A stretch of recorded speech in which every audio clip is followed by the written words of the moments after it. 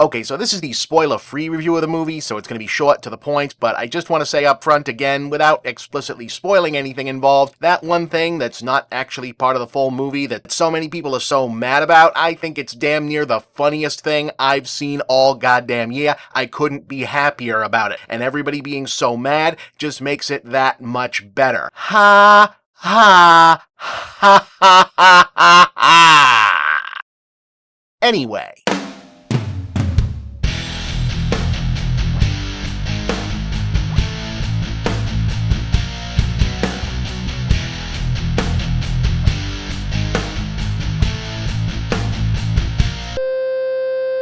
So it's no secret that I regard what I guess we're supposed to now consider the Spider-Man solo home title pun trilogy as one of the most uneven franchises in the Marvel Cinematic Universe. I still don't think Homecoming was very good. I like Tom Holland. I don't think the movie is that great. Far From Home is decent, but still kind of all over the place. And now No Way Home, easily, far and away, no contest, the best of the series and still the best live-action Spider-Man solo-ish movie anyone has attempted since Sam Raimi, is pretty damn good. It's too long, but somehow ends up feeling rushed, overstuffed with both plot, characters, and unearned sense of self-importance, but also frequently weightless and too freeform for its own good, and while getting into any more than the most general terms would break the no spoilers commitment, when it comes to that Marvel mandatory commitment to self-aware meta-narrative, it can't quite square the circle of simultaneously being a tribute to the previous cinematic history of Spider-Man movies, quasi-integration of the previous cinematic history of Spider-Man movies, and coy humble brag affirmation of how this current cinematic Spider-Man is the best one ever and why, and all the reasons for this awkwardness are about the same as they've been the whole time. We're watching what happens when the best superhero movie producing studio ever to do the job, and, also has all of Uncle Walt's money to throw around, has to share movie-making duties with the crumbling remnants of Sony Pictures, clinging to their last valuable IP for dear life and continuing to demonstrate how they became the crumbling remnants of Sony Pictures in the first place, like a team carpentry show where one builder is a master engineer with decades of experience, and the other one just keeps slapping gobs of peanut butter and Duplos against the wall, and you can almost hear Kevin Feige going, "Aw, hey, that's great, little buddy, you're doing great." But even if you don't know the Byzantine Hollywood stuff behind the scenes of these, I still feel like something is off, still comes through.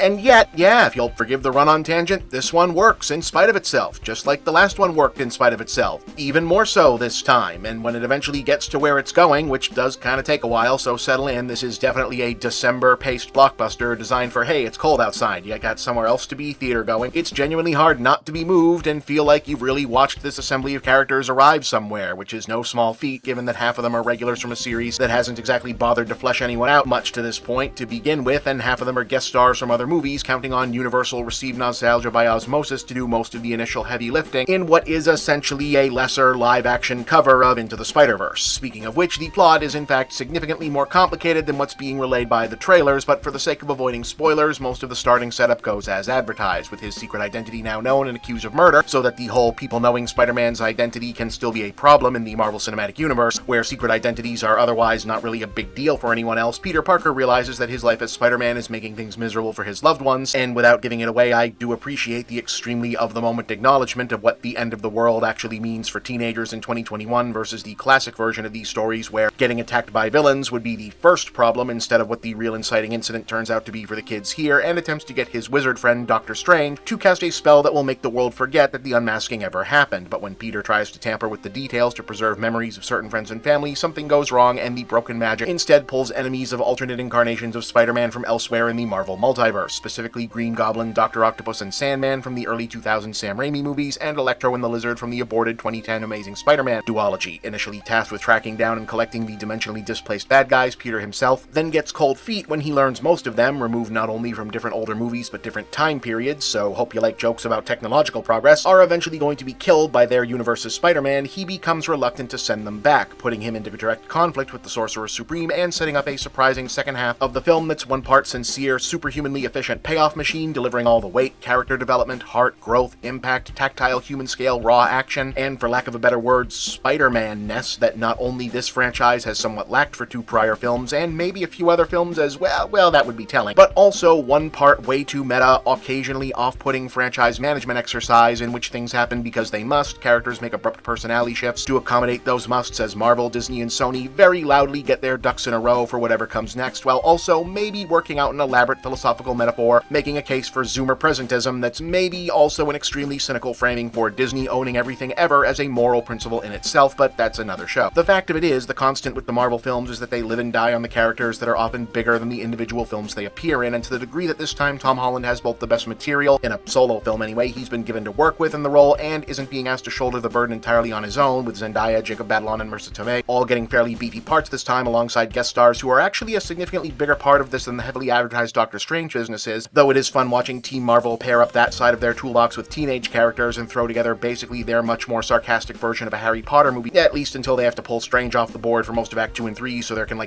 be an Act 2 and 3. As I think is sometimes the case with the Marvel movies, it probably sounds like this is more of a negative review than it actually is though, partly since a lot more of the interesting things they fall under spoiler territory, but also because at this point we're either at or about to hit 30 of these goddamn things, and if you count the TV shows, basically none of them are ever below a B+, so the stuff that's good here is just kind of, oh yeah, wow, the new Marvel movie is a totally rock-solid front-to-back action blockbuster, the humor lands, the fight scenes are terrific, basically the only studio that still knows how to do plot structure in a big movie anymore. There's great-looking effects work, huge mind-blowing twists in Act 2 and 3, etc., etc., the score is good, so in the end, especially in a non-spoiler review, it's what doesn't work that are the surprises that are at least worth talking about. Otherwise, yeah, like I said, pretty damn good, definitely worth seeing. And I would say, yes, ultimately worth what it took to get here, even if it seems like our send-off is, okay, maybe this time this character will progress meaningfully beyond this specific point. Guess we'll find out. But until then, yeah, call it a 7, but a strong 7. Definitely check it out. I had a good time with it.